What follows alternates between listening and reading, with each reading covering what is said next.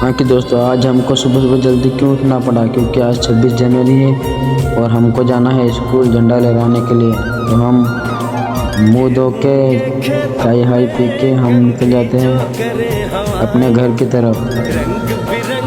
शाम को मामा के यहाँ आए थे शादी में, तो हम जा रहे हैं अपने घर की तरफ। रास्ते में बच्चे मिलते हैं जो जुलूस निकाल रहे हैं 26 जनवरी का। तो हम थोड़ी देर बाद अपने घर आ जाते हैं और बाइक को खड़ी करके हम निकल आए झंडा लेकर स्कूल की तरफ। तो हमें जुलूस रास्ते में मिलता है तो हम लाइन में लग जाते हैं और थोड़ी देर गांव में जुलूस निकाल के हम आ जाते हैं अपनी स्कूल की तरफ। स्कूल में बच्चे लोग गाना वाना गा रहे हैं और डांस कर रहे हैं।